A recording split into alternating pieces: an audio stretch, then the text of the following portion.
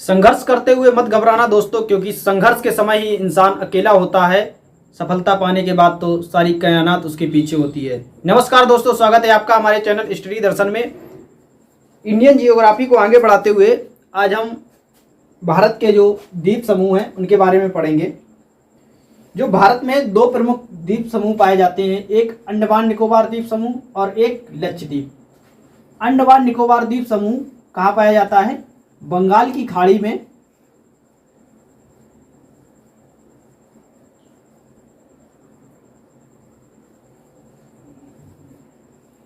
और लक्षद्वीप यह कहाँ पाया जाता है?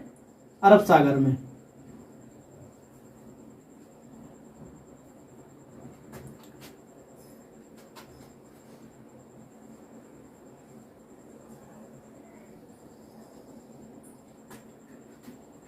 ये साइड क्या है? अरब सागर है। भारत के पश्चिम में क्या है? अरब सागर है। भारत के पूर्व में कौन सा क्या है? बंगाल की खाड़ी।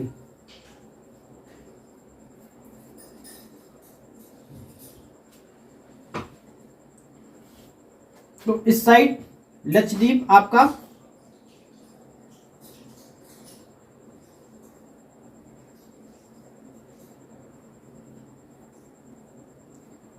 और अंडमान निकोबार द्वीप समूह कहां पर?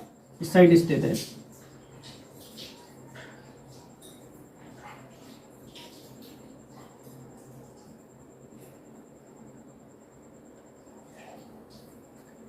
अब चलिए इसको विस्तार से समझते हैं। पहला पॉइंट अंडमान निकोबार के बारे में।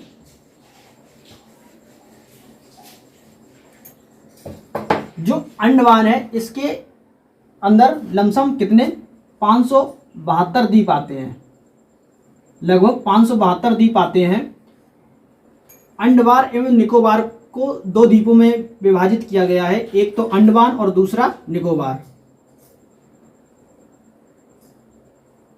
अंडमान और दूसरा निकोबार। अंडमान को भी 4 भागों में डिवाइड किया गया है। उत्तरी अंडमान,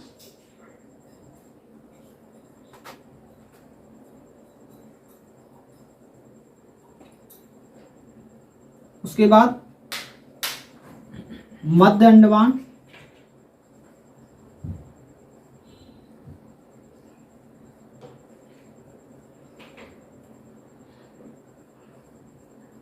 उसके बाद दक्षिणी Andaman,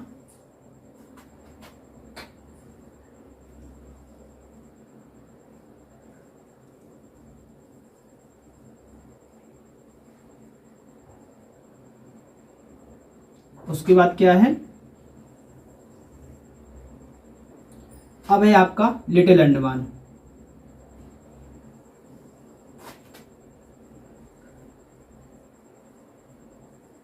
little Andaman.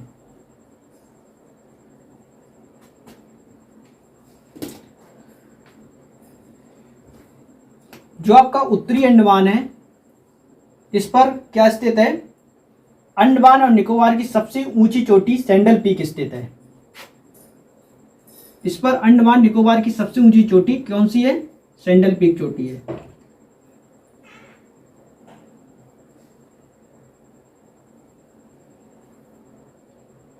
Sandal peak चोटी उत्तरी अंडमान पर स्थित है, जो कि अंडमान और निकोबार की सबसे ऊंची चोटी है। और इसी उत्तरी अंडमान पर क्या स्थित है? नारकोंडम सुषुप्त ज्वालामुखी पर्वत किस पर स्थित है? उत्तरी अंडमान पर। नारकोंडम, जो कि एक क्या है? सुषुप्त ज्वालामुखी पर्वत है।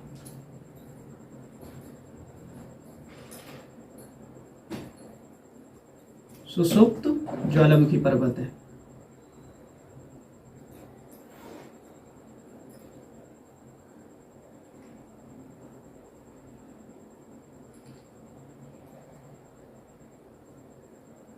नारकोंडम जो सुषुप्त ज्वालामुखी है वो कहां पर? सुषुप्त ज्वालामुखी पर्वत कहां पर स्थित है? उत्तरी अंडमान पर स्थित है। और मध्य अंडमान पर, जो मध्य अंडमान क्या है? ये सबसे बड़ा है।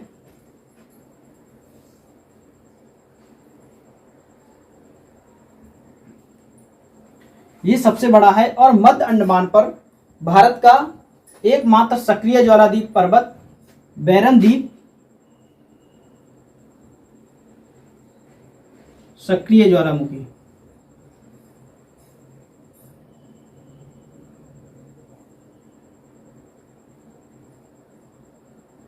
बैरन द्वीप सक्रिय ज्वालामुखी स्थित है।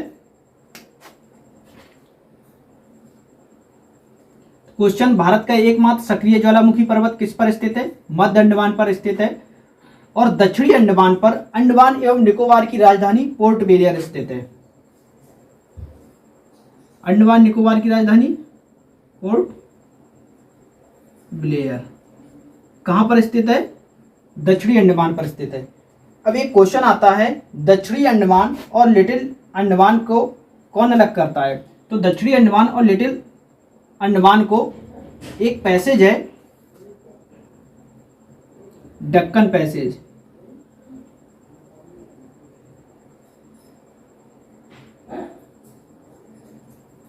जो कि दक्षिणी अंडमान और लिटिल अंडमान को अलग करता है।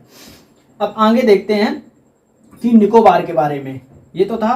और एक क्वेश्चन और है कि लिटिल अंडमान पर भारत की ओंग जनजाति पाई जाती है। कौन सी जनजाति? ओंग।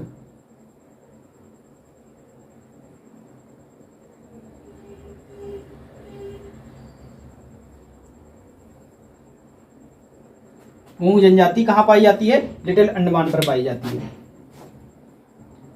अब आगे देखते हैं निकोबार के बारे में।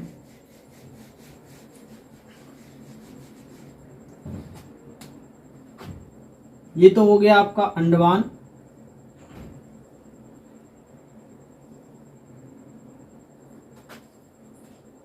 उत्तरी अंडमान, मध्य अंडमान, दक्षिणी अंडमान और लिटिल अंडमान।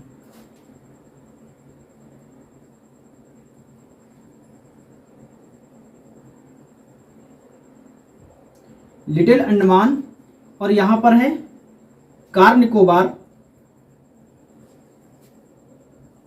ये कार निकोबार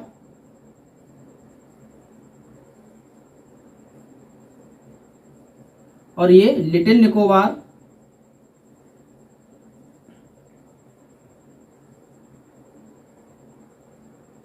और ये क्या है? ये है आपका कार निकोबार, लिटिल निकोबार और ये ग्रेट निकोबार।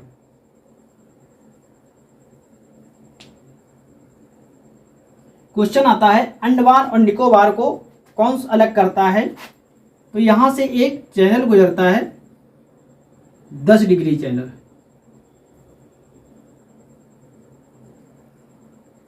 तो 10 डिग्री चैनल किसके मध्य है? एक तो अंडमान निकोबार के मध्य और लिटिल अंडमान और कार निकोबार के मध्य है। तो अंडमान निकोबार को कौन अलग करता है? 10 डिग्री चैनल। किसको किसको अलग करता है? लिटिल अंडमान और कार निकोबार को। ये था। और एक पॉइंट है कि ग्रेट निकोबार पर भारत का सबसे दक्षिणी बिंदु इंदिरा पॉइंट,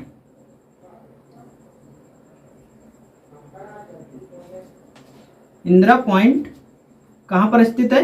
ग्रेट निकोबार पर स्थित है। इसके बाद अब हम देखते हैं लक्षद्वीप के बारे में। लक्षद्वीप के बारे में देखते हैं।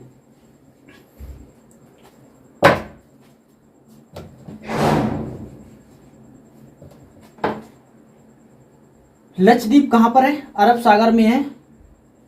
इसके अंदर लमसम 36 द्वीप आते हैं।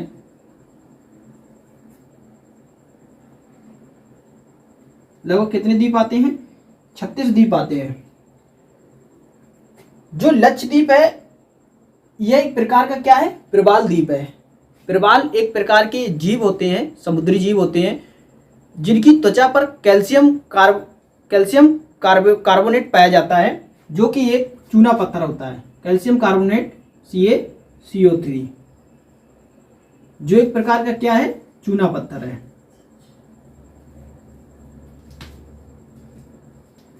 तो लक्षद्वीप का निर्माण किससे हुआ है? कैल्शियम कार्बोनेट से हुआ है। और लक्षद्वीप का सबसे बड़ा द्वीप कौन सा है? लक्षद्वीप का सबसे बड़ा द्वीप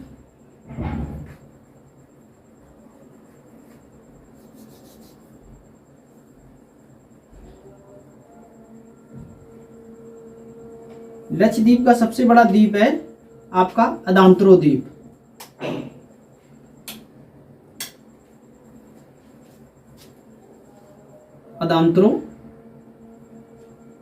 अदांत्रो द्वीप। और लक्षद्वीप की राजधानी कवरत्ती कहां पर स्थित है? कवरत्ती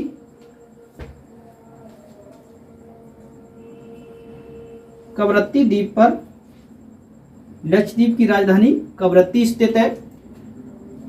कवरत्ती द्वीप और मिनिकॉय, एक कवरत्ती द्वीप और मिनिकॉय,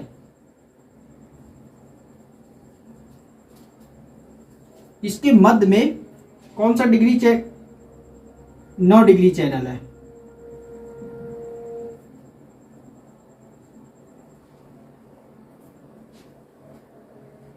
तो एक क्वेश्चन आता है, कवरत्ती द्वीप और मिनिकॉय द्वीप को कौन अलग करता है? 9 डिग्री चैनल। मिनिकॉय और मालदीव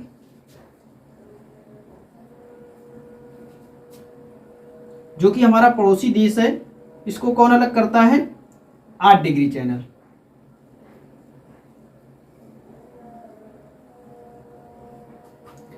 ये था आज का अंडमान और निकोबार के बारे और लक्षद्वीप के बारे में, भारत का द्वीप समूह। अब हम आगे देखते हैं कि जो हमारा मरुस्थल है उसके बारे में देखते हैं।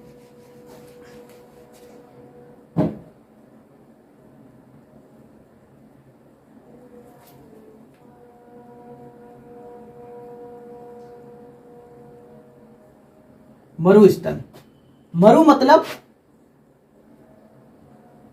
मरा हुआ, स्थल मतलब स्थान। दोस्तों वीडियो पसंद आए तो वीडियो को लाइक करते जाना और चैनल को भी सब्सक्राइब कर लीजिए। मरु मतलब मरा हुआ, स्थल मतलब स्थान। एक ऐसा स्थान जहां पर फसलों का उत्पादन नहीं होता है उसको क्या कहते हैं? मरुस्थल कहते हैं। भारत में मुख्यतः 2 प्रकार के मरुस्थल पाए जाते हैं, एक तो उष्ण मरुस्थल और एक शीत मरुस्थल। उष्ण मरुस्थल वहां पाए जाते हैं जहां पर गर्मी बहुत पड़ती है, और शीत मरुस्थल वहां पर पाए जाते हैं जहां पर सर्दी बहुत पड़ती है। अब देखते हैं कि मरुस्थल कितने 2 प्रकार के होते हैं, एक तो उष्ण मरुस्थल और एक शीत मरुस्थल।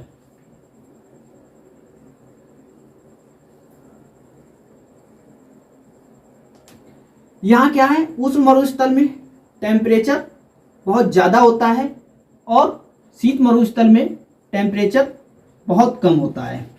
इस कारण टेम्परेचर कम होने के कारण यहाँ पर क्या होता है कि बर्फ की बारिश होती है, और मरुस्थल में क्या है, यहाँ पर वर्षा 25 सेंटीमीटर से जब कम होती है तो वहाँ पर मरुस्थल वहां पर पैदा हो जाता है, क्योंकि वहां पर जो मृदा पाई जाती है उसका अपरदन हो जाता है। क्या हो जाता है? यहाँ मृदा का अपरदन हो जाता है। तो उष्ण मरुस्थल किन किन राज्यों में फैला हुआ है और शीत मरुस्थल किन किन राज्यों में फैला हुआ? शीत मरुस्थल आपका लद्दाख,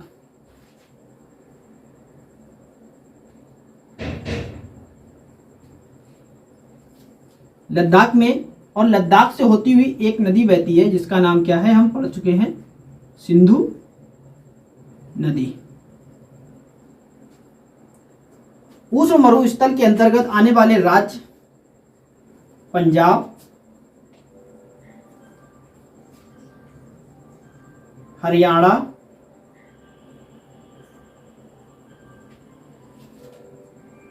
गुजरात,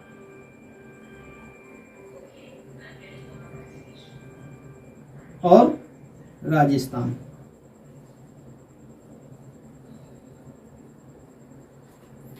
अब जो हमारा उष्ण मरुस्थल, इसके अंतर्गत कौन सा मरुस्थल आता है?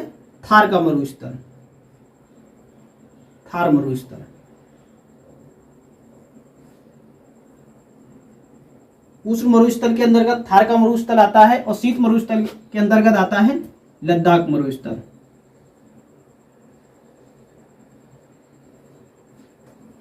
थार मरुस्थल मुख्यतः 4 राज्यों में फैला हुआ है, पंजाब, हरियाणा, राजस्थान, गुजरात और राजस्थान में।